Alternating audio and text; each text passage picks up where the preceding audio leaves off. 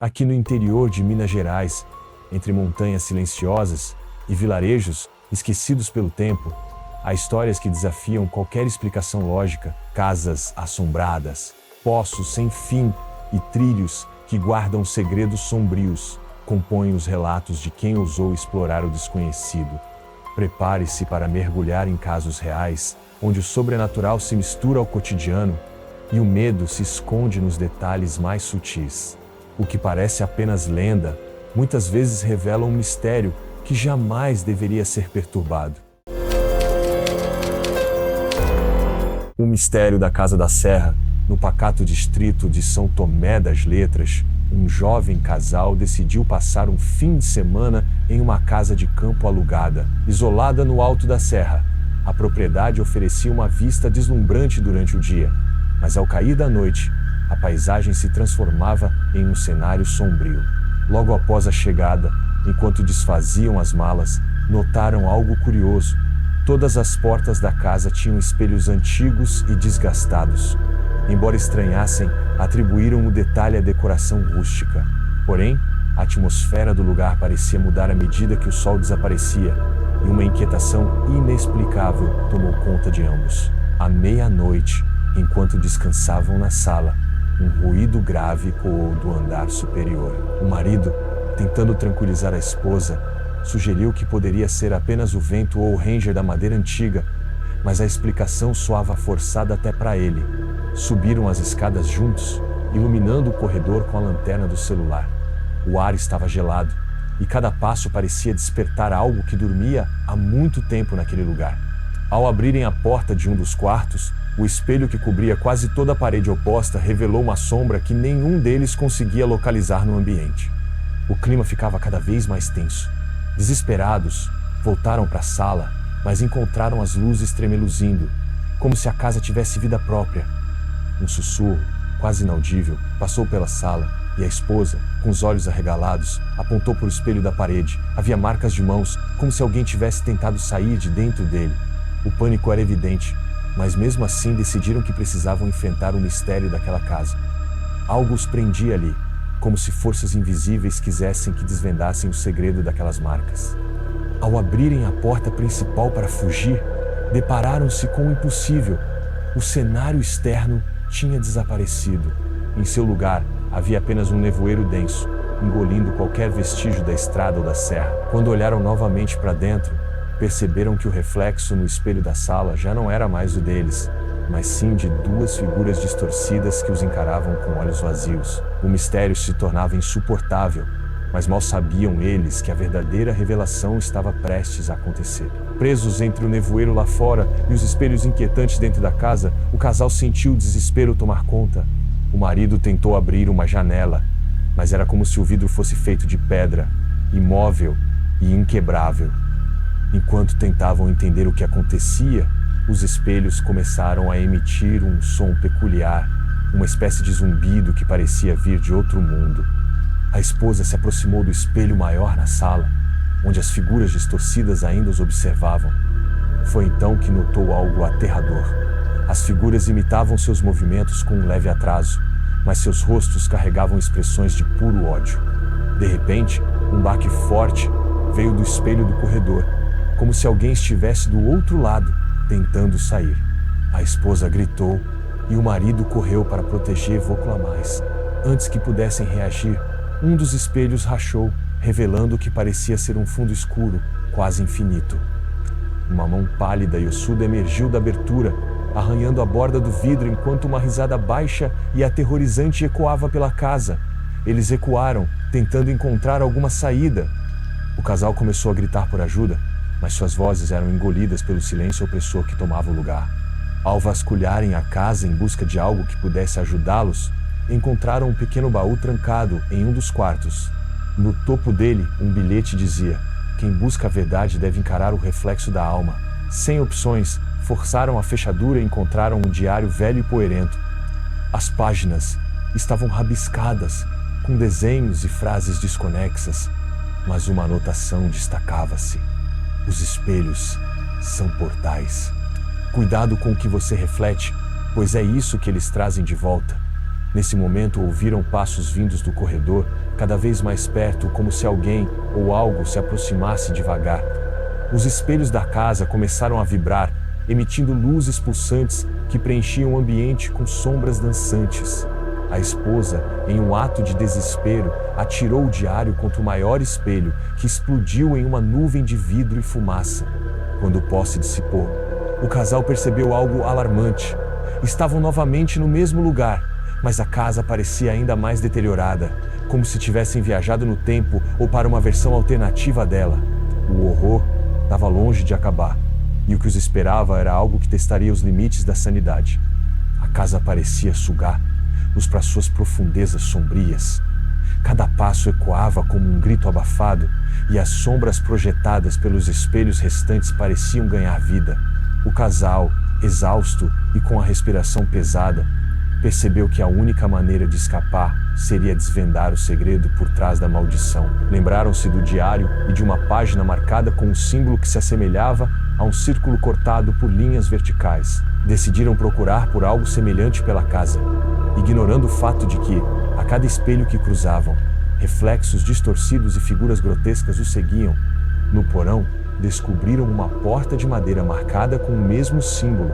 Dentro, havia um altar rudimentar coberto de poeira e velas apagadas. Sobre ele, repousava um espelho pequeno, antigo e com moldura de ouro, que parecia pulsar como se tivesse um coração próprio. Ao se aproximarem, uma voz ecoou pela sala, dizendo: "Somente o sacrifício de algo precioso pode romper o ciclo." Sem saber o que fazer, o casal hesitou. Foi então que a esposa lembrou-se do anel de noivado que usava, um símbolo de amor e promessa. Ela o tirou, com lágrimas nos olhos, e o colocou sobre o altar. Imediatamente, as velas se acenderam sozinhas, e o espelho começou a absorver uma névoa escura que surgia de todos os cantos do porão. O casal assistiu horrorizado, enquanto os reflexos monstruosos eram sugados para dentro dele, gritando e contorcendo-se. Quando a névoa finalmente desapareceu, o silêncio caiu como um manto pesado. Os espelhos pela casa se partiram em 1000 pedaços e a porta principal se abriu, revelando a paisagem externa intacta. Sem pensar duas vezes, o casal correu para fora, jurando nunca mais voltar àquele lugar. Ao chegarem à estrada principal, perceberam que o anel tinha voltado ao dedo da esposa, mas estava diferente. Com a inscrição, tudo tem um preço. O casal sobreviveu, mas jamais encontrou explicação para o que viveram. E assim, o mistério da Casa da Serra permanece como uma lenda sombria em São Tomé das Letras, alertando os curiosos que buscam o inexplicável. A lenda do Poço Sem Fundo. Nos arredores da pequena cidade de Carmo do Rio Claro, em Minas Gerais, repousava uma fazenda esquecida pelo tempo, isolada e carregada de histórias que ninguém se atrevia a confirmar. O centro das lendas girava em torno de um poço antigo, escondido no meio de árvores tortas e um matagal que parecia rejeitar a luz do sol. Diziam que o poço não tinha fundo e que quem olhasse dentro dele veria mais do que simples escuridão, veria sua alma refletida de formas que ninguém deveria encarar. Arthur, um pesquisador de histórias folclóricas e curioso por natureza, chegou ao lugar com sua equipe após semanas de planejamento. Cada morador da cidade com quem conversava deixava claro que o poço era uma maldição, um buraco que devorava mais do que objetos. Contudo, a sede de descobrir o inexplicável falou mais alto, e ele ignorou os avisos, convencido de que tudo não passava de superstição. O portão enferrujado da fazenda rangeu como se protestasse contra sua entrada, e o grupo seguiu em silêncio, com um clima pesado pairando sobre eles. Assim que se aproximaram do poço, um silêncio sepulcral tomou conta do ambiente, como se o vento tivesse desaparecido. Os equipamentos eletrônicos, tão confiáveis em outras ocasiões, começaram a falhar. Lanternas piscavam, gravadores chiavam com estática, e até os relógios digitais pareciam atrasar. A sensação de inquietação crescia a cada passo. O poço, com sua borda de pedras antigas cobertas de musgo, parecia respirar. A equipe hesitou ao ver marcas estranhas nas pedras, como símbolos esculpidos que nenhum deles conseguia identificar. Arthur, tentando esconder sua própria apreensão, encorajou os outros. É apenas um efeito psicológico. Estamos nos deixando levar por histórias. mas ao espiar pela borda, ele sentiu um calafrio que gelou seus ossos. A escuridão do poço não era comum. Havia algo lá dentro, algo que refletia uma luz fraca, impossível de identificar. Era como se o fundo, ou a falta dele, estivesse vivo. Um dos assistentes, intrigado, jogou uma pedra lá dentro, esperando ouvir o som do impacto. Mas não houve nada, apenas o silêncio absoluto, seguido de um zumbido baixo, quase inaudível.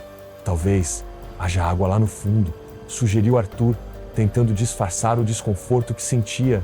No entanto, a expressão de seus colegas mostrava que ninguém acreditava nisso. O poço parecia pulsar, como se algo dentro dele esperasse ser despertado. De repente, um vento frio e inexplicável atravessou o local, arrepiando a todos e apagando as velas de segurança que haviam acendido ao redor. "Alguém mais está sentindo isso?" perguntou um dos membros. Mas antes que pudessem responder, Arthur viu algo que jamais esqueceria. Uma sombra no fundo do poço, movendo-se lentamente, como se estivesse subindo. A sensação de estar sendo observado era inegável, e agora eles precisariam decidir: permanecer e investigar ou fugir antes que fosse tarde demais. A inquieta equipe de Arthur decidiu permanecer para investigar, embora cada um carregasse no rosto o peso do medo crescente.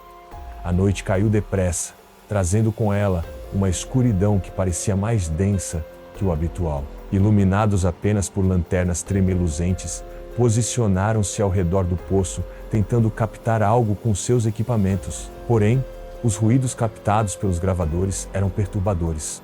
Passos que vinham de lugar nenhum, sussurros em uma língua desconhecida e um som ritmado, como um coração pulsando ao longe.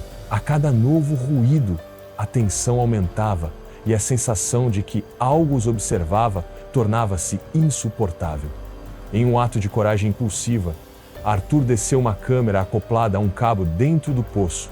Enquanto a lente atravessava a escuridão, as imagens transmitidas para o monitor eram inquietantes. Paredes cobertas por estranhas marcas e algo que parecia se mover à distância, sempre fugindo da luz. De repente, a câmera captou algo alarmante, olhos brilhantes, fixos, encarando diretamente a lente. Antes que pudessem reagir, o cabo foi puxado com força e o equipamento foi tragado pelo abismo. "Corta o cabo!" gritou um dos assistentes, mas já era tarde. O que quer que estivesse lá embaixo parecia estar se aproximando, pois o som ritmado tornou-se mais alto, acompanhado por um eco profundo que ressoava em seus peitos. O pânico começou a tomar conta do grupo, e a primeira discussão surgiu: continuar ou fugir? Arthur, dividido entre a curiosidade e o instinto de sobrevivência, decidiu prosseguir. "Estamos tão perto de algo que pode mudar tudo o que sabemos sobre essas lendas. Não podemos parar agora", afirmou, embora sua voz carregasse uma ponta de hesitação. Enquanto tentavam decidir, o vento gélido retornou, trazendo consigo um odor fétido de podridão. As árvores ao redor começaram a balançar violentamente, apesar da calmaria que deveria reinar naquela região. Foi então que uma sombra emergiu do poço, não completamente formada, mas densa o suficiente para ocultar a luz das lanternas. Uma risada baixa e cavernosa ecoou, e todos congelaram no lugar. A sombra parecia observar o grupo, avaliando cada um deles, antes de finalmente se dissipar no ar. "Isso foi um aviso", disse um dos assistentes, com os olhos arregalados. Mesmo assim, Arthur insistiu em continuar. Eles decidiram explorar a área ao redor do poço, procurando pistas sobre o que poderia estar por trás daquele fenômeno. No entanto, ao se afastarem, perceberam algo aterrador. O poço parecia segui-los, como se estivesse sempre no centro de onde quer que estivessem. Algo muito pior estava prestes a ser revelado. O grupo, agora completamente aterrorizado, percebeu que algo os prendia àquele lugar. Quanto mais tentavam se afastar, mais a paisagem ao redor parecia girar, trazendo-os de volta ao poço. Era como se estivessem presos em um labirinto invisível. O que mais os inquietava era a sensação de que o tempo havia parado. Nem mesmo os sons da floresta pareciam naturais. Em um último esforço para entender o que estava acontecendo, Arthur decidiu vasculhar os antigos registros da fazenda abandonada. Dentro de uma das casas decadentes, encontraram um caderno antigo, com folhas amareladas e uma caligrafia quase ilegível. As anotações falavam de rituais feitos no poço por antigos moradores, buscando riquezas e prosperidade. Contudo, A última página trazia um aviso aterrorizante: nada é dado sem um preço. O poço não esquece e sempre volta para cobrar. Enquanto Arthur lia em voz alta, os outros notaram que o vento havia cessado de repente, trazendo um silêncio que parecia esmagador. As lanternas começaram a piscar e um som profundo e gutural ecoou do poço. Uma presença se manifestou, desta vez mais clara, uma figura humanoide, feita de sombras, com olhos como carvões em brasa. Ela não falava, mas sua mera presença transmitia uma mensagem clara. Eles haviam ido longe demais. Um dos assistentes, dominado pelo medo, correu em direção à mata, mas desapareceu antes mesmo de dar 10 passos, engolido por uma escuridão que parecia viva. Arthur, ainda tentando manter a calma, lembrou-se de um trecho do caderno que mencionava uma forma de aplacar a fúria do poço. Seria necessário devolver algo de grande valor ao abismo. Desesperados, começaram a discutir o que poderia ser usado como sacrifício. A figura sombria aproximava-se lentamente, sugando a luz ao seu redor, como se o tempo estivesse se esgotando. Arthur, em um ato de desespero, tirou seu colar, uma herança de família passada por gerações, e atirou-o no poço. Por um instante, tudo parou.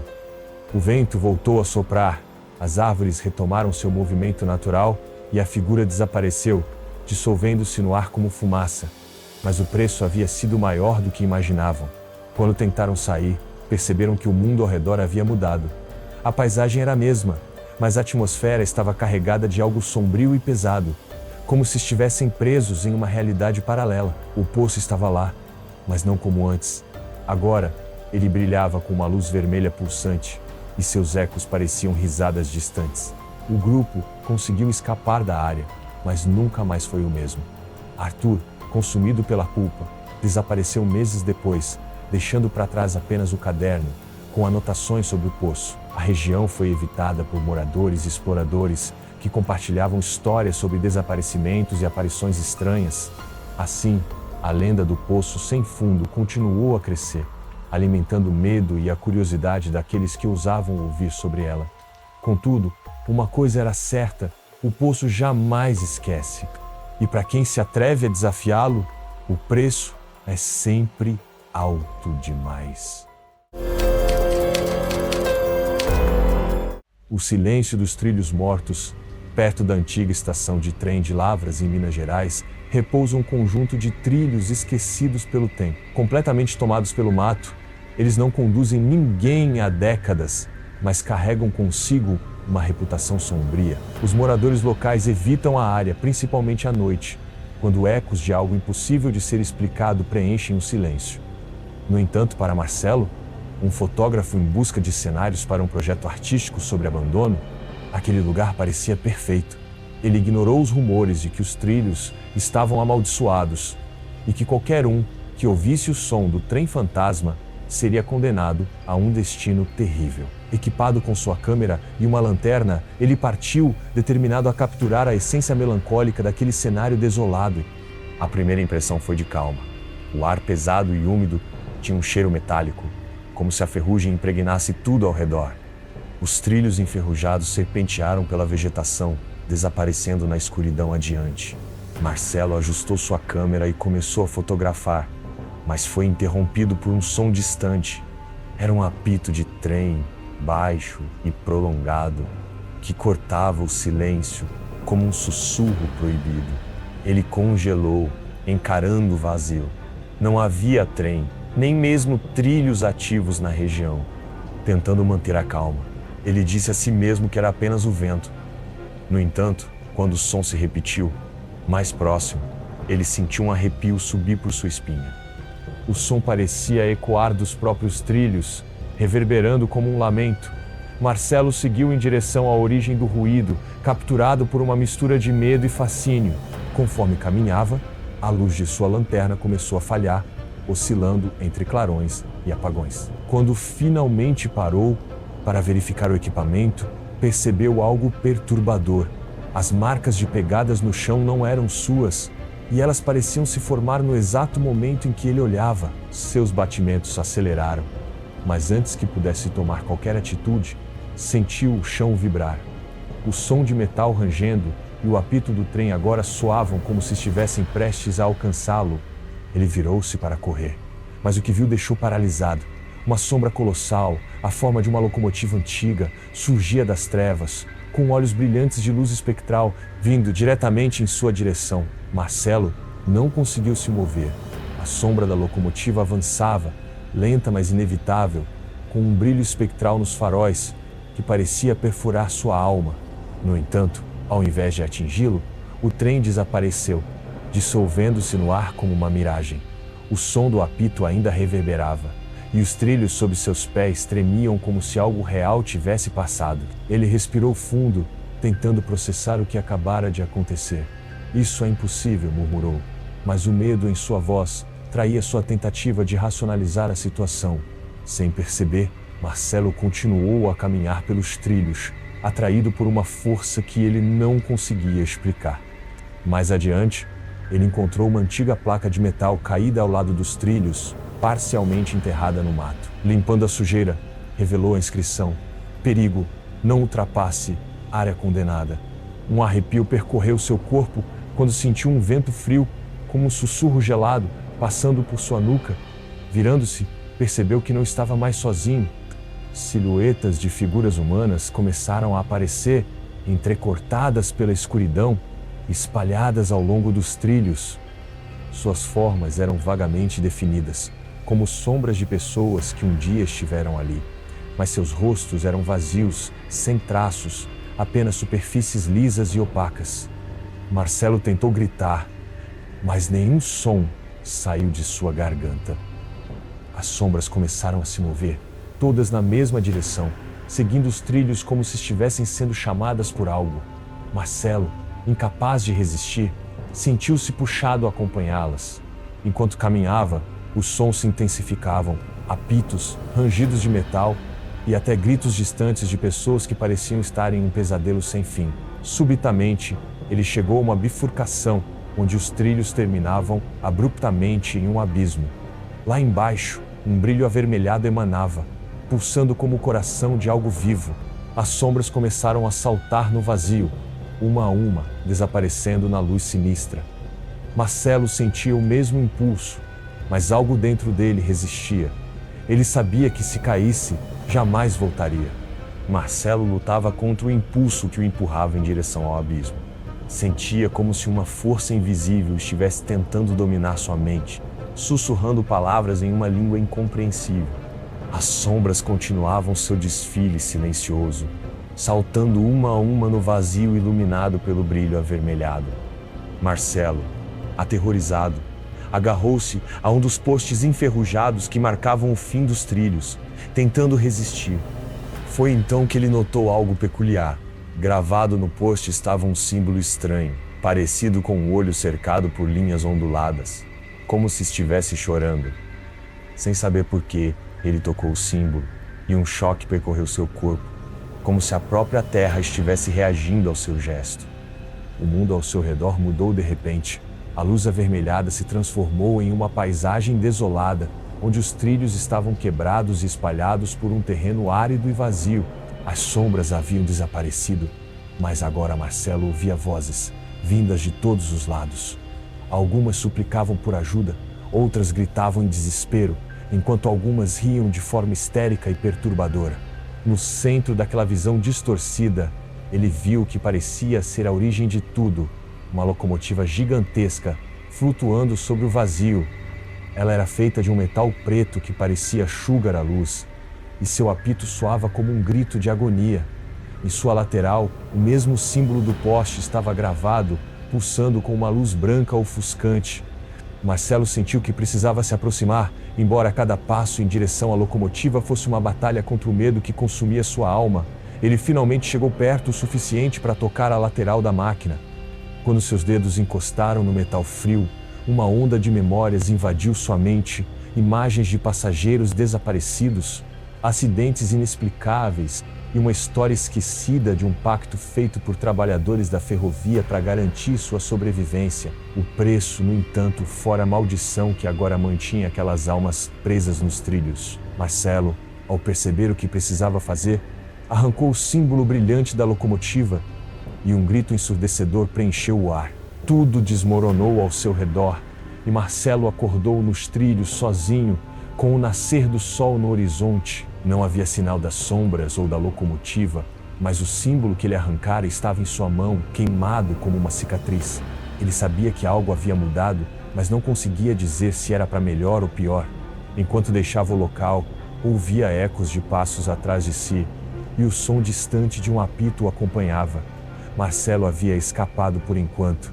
Você já parou para pensar no que pode estar escondido nas sombras do seu cotidiano?